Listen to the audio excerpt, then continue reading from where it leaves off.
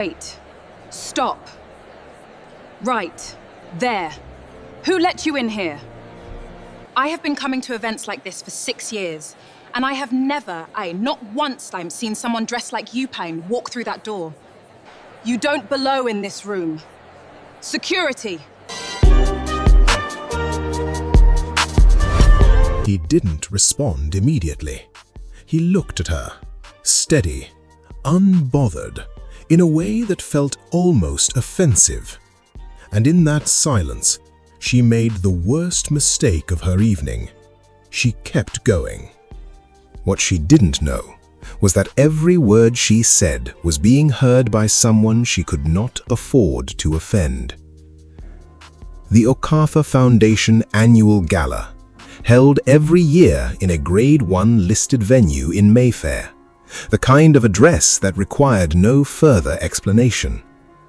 Tonight, 400 guests. Flowers imported from the Netherlands, white roses, gold accents, arranged by a florist who did not take walk-in clients. A string quartet playing in the foyer, champagne that nobody questioned the price of. But look closer. Beneath the Western elegance, Nigeria was everywhere.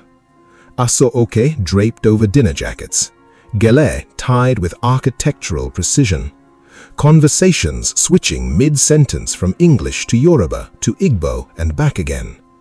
The laughter was loud, the jewelry was intentional, the room smelled of money and pepper soup from the private dining section upstairs. This was the Nigerian diaspora at full power. Doctors, lawyers, tech founders, property developers, 2 members of parliament, people who had left Nigeria with almost nothing and rebuilt themselves into something the old country could not have imagined. They had earned this room. Every single one of them knew it, and they protected it, fiercely, from anything that might diminish it, including, apparently, a young man in a plain white shirt. The woman on the door had a gift. 11 years working high society events in London had sharpened something in her, a kind of social radar. She could read a person in 4 seconds. Car they arrived in, clothes they wore, the way they carried themselves approaching the entrance. So when the young man appeared at 8:47 p.m. on foot, no driver, no companion, she felt it immediately. Plain white shirt, dark trousers with no visible label, shoes that were clean but carried age, a simple black crossbody bag, no watch she could identify, no cufflinks. Good evening. Name? Obi. Zane Obi. She scanned the list, found it, hesitated just slightly before stepping aside. He walked in. His name was Zane Obi, 26 years old. He had grown up between Lagos and London in houses that never announced themselves from the outside. His father had taught him that. Never let the building tell them before you do. He found a spot near the far window, stood there, watching, the way someone watches a room they have studied before and are watching again for the same reasons. The room noticed him within minutes. Not all at once. The way a current moves through water, subtle, directional, inevitable. A woman near the bar leaned to her companion. "Did you see?" "Yes." "Do you think he's—" "I don't know." 2 men near the entrance exchanged a look that required no words. A group of younger women near the photo wall went quiet as he passed, then louder again once he was far enough away. Zane heard it.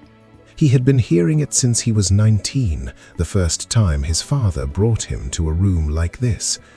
He had asked his father once, "Does it ever stop?" His father had looked at him for a long moment. "No," he said, "but you will stop needing it to." Zane was still working on that.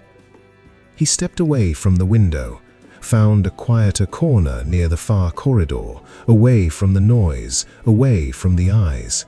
Just for a moment. He was 26 years old, and he was tired. Not of this room specifically, of the version of himself he had to become every time he walked into one. The version that felt nothing, showed nothing, gave no one the satisfaction of knowing they had landed. He stood there for 30 seconds, breathed. Then he walked back in, glass of water in hand, composed, waiting. Layla Bankole had arrived at 8:15. She always arrived early enough to see who came after. Nigerian-British, 31, senior associate at a law firm in the city. Her parents had come from Lagos in the 90s with 2 suitcases and a determination that had become, over 3 decades, a quiet legend in their community. Layla had inherited the determination. She had also inherited something else, something the community had slowly taught her without meaning to, a fierce protective instinct about what these rooms represented, how hard they had been to enter, how carefully they needed to be guarded.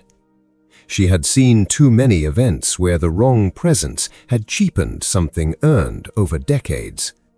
She told herself that was why she noticed him. Red silk dress, natural hair pinned up, champagne in hand, eyes that moved across a room with the efficiency of someone who had learned early that rooms were information. She watched Zane for 4 minutes before she moved. She handed her glass to her friend Shade without looking away from him and walked across the room. She stopped in front of him. "Hi. Hi. Are you a +1? No. Because I know most of the people here personally, and I don't know you." "That's possible," Zane said. "There are 400 people in this room." Something flickered across her face. "What's your name?" "Zane." "Zane what?" "Obi." The name meant nothing to her yet. "And you're here because—" "I was invited." "By whom?" "By the Foundation." She laughed. Not loud, not cruel, but designed to be heard by the 3 people standing closest to them. The Foundation invites patrons, sponsors, and their families. You look like you're on the way to a... She stopped herself, but not before the sentence had gone somewhere. "Say it," Zane said quietly. She looked at him. "Excuse me. I said you stopped yourself. Say what you were going to say." The air between them changed. Around them, people had stopped pretending not to listen. Layla set her jaw. "I was going to say, you don't look like you belong in this room."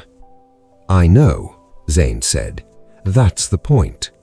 She blinked. "I'm sorry?" "I said, that's the point." He was about to say something that nobody in that room was ready to hear. She stared at him, arms folded now, chin slightly raised.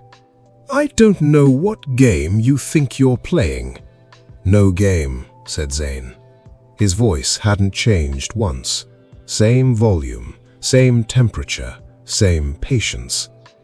"I dressed exactly as I am, and the room decided what that meant before I opened my mouth, before you knew my name, before you knew anything." A pause. "That's not my problem. That's the room's problem." Layla stared at him. Something at the edge of her certainty had begun to crack, but she was not ready to feel it yet. She turned to find security. The head of venue security, a tall man named Patrick, approached within 30 seconds. "Patrick, can I verify this gentleman's invitation? I don't want a scene, I just want to be sure." Patrick looked at Zane. "Sir, can I see your invitation confirmation?" Around them now, a small, quiet audience. Nobody staring directly, everyone paying complete attention. Zane reached into his bag, pulled out his phone, opened his email, and handed it to Patrick. Patrick read it again. His expression shifted. Then he handed the phone back to Zane, then stood back, one deliberate step, the way people step back when they realize they are standing too close to something important. "Everything is in order, ma'am." Layla looked at the phone, then at Patrick. He's a foundation board member, ma'am." No one moved, but everything shifted. The silence that followed was the loudest thing in the room. Board member? He's on the board? How old is he? Who's his family? Layla turned to Shade. Her voice was controlled, careful. "I was just being cautious. Anyone in my position would have done the same." Shade looked at her. A long moment. Quiet. Would they, Lee? That was all. No drama, no accusation. Just a question. From someone who knew her enough to ask it without cruelty and mean it without mercy. Layla said nothing. Shade touched her arm once, gently, and moved away, leaving Layla alone with the question and everything it meant. Across the room, another voice reached her. "That's Zane Obi, Chief Daniel Obi's son." She turned. "Chief Daniel Obi? Founded the Okafa Foundation. This event, this building, tonight, all of it." The champagne glass in Layla's hand felt suddenly very heavy. "His father built this room, Layla, literally. The renovation fund, the annual operating costs, the scholarship program, all Obi Group." Layla looked across the room at Zane. He was still standing by the window. He had not moved. He was talking to no one, waiting. And suddenly she understood, with a clarity that was almost physical, that he had been waiting this entire time, not for rescue, not for validation, just waiting to see what the room would do. At 9:22 p.m., the double doors at the far end of the ballroom opened. The string quartet in the foyer had stopped playing 3 minutes earlier. Nobody had announced it. The room felt it anyway. Chief Daniel Obi walked in. He was 63 years old. He had come to London at 22 with a single bag and a mathematics degree from the University of Lagos. He had built the Obi Group across 4 decades in Lagos, in London, in Houston, in Accra, quietly, without press releases, without announcements. The kind of wealth that did not need to declare itself, because declaration was for people who were still afraid. He walked into the room the way water finds its level, naturally, without force, without performance. Conversations adjusted around him, the way conversations adjust around certainty. He found Zane in under 15 seconds, crossed to him, placed one hand on the back of his son's neck the way he had since Zane was a boy, and said nothing for a moment, just stood beside him. Then quietly, "You should have told me you were here. I was fine. I know you were." A pause. And Zane looked at his father. "The room failed, Dad." Chief Daniel Obi nodded once, slowly, like a man confirming something he already knew. "They usually do," he said. Then he was quiet for a moment. Something moved across his face. Not quite grief, not quite guilt, but the particular weight of a father who designed a test that keeps wounding his son because he still believes it is necessary. "I'm sorry you had to go through it again," he said quietly. Zane looked at him. "I know you are," he said. "I know." Layla spent 11 minutes deciding whether to walk over. She went back and forth. She had done nothing illegal, nothing technically unforgivable. She had seen something that looked out of place, and she had acted. That was all, wasn't it? But she kept coming back to one moment. Not the laughter, not calling security. The moment he had said, "Say it." And she had. "You don't look like you belong in this room." She had said it out loud and meant it, in front of people, with confidence, as though it were obvious, as though appearance were evidence, as though she, who had spent her entire career fighting to be seen as more than what people assumed about her, had turned around and done the exact same thing to one of her own, in a room his father built. She set down her glass, walked across the room, stopped in front of Zane. Chief Daniel Obi glanced at her once and quietly moved away. "I owe you an apology," she said. No preamble, no softening. Zane looked at her. "I judged you the moment I saw you. I made sure other people saw me do it. I involved security. I did it all publicly, and I did it with complete confidence that I was right." She held his gaze. "I wasn't right. I was wrong, and I'm sorry." Silence. "Can I ask you something?" Zane said. "Yes." "If I had the same name, but my father was no one you recognized, would you be standing here right now?" The question did not attack her. It simply sat there, waiting for an honest answer. She took her time. "No," she said finally. "Probably not. Which means part of this apology is about who I turned out to be, not about what you actually did to me." "Yes," she said. "That's true. And I know what that means about me." She did not look away. "But I also know, name or no name, what I did was wrong, not because of your father, because you were a person standing in a room, and I decided in 4 seconds that you didn't deserve to be there." Zane was quiet for a moment. Then, "Thank you for saying that part." "Does it change anything?" she asked. "It changes enough," he said. "I forgive you."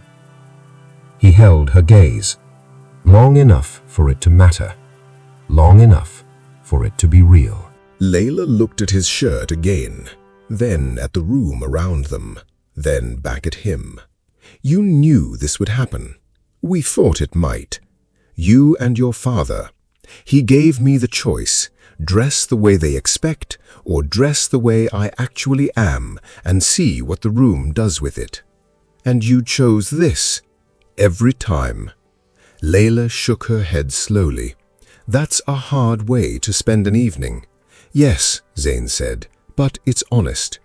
He looked out at the room, at the aso oke and the dinner jackets, at the gele and the champagne, at his people, brilliant, accomplished, hard-won, still carrying somewhere underneath it all the old anxiety about who belonged and who didn't. "My father says, any room that only sees you clearly after it knows your father's name has already told you everything you need to know." A pause. "Most rooms fail the test." "Including this one," Layla said quietly. "Including this one." She was quiet for a moment. "What does it feel like to watch a room fail?" Zane thought about it. "Lonely," he said, "and familiar." There is a particular kind of pain that belongs specifically to the diaspora. It is the pain of building yourself in 2 worlds simultaneously, never quite Western enough for one, never quite Nigerian enough for the other. And so you create a 3rd world, a room of your own, hard-earned, carefully protected. But sometimes, in protecting it, we begin to police it. We forget what it felt like to stand at a door and be told we didn't belong. Layla was not a bad person.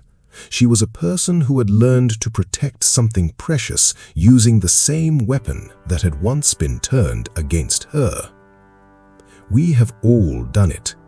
In offices, in churches, in family compounds, in WhatsApp groups, in rooms like this.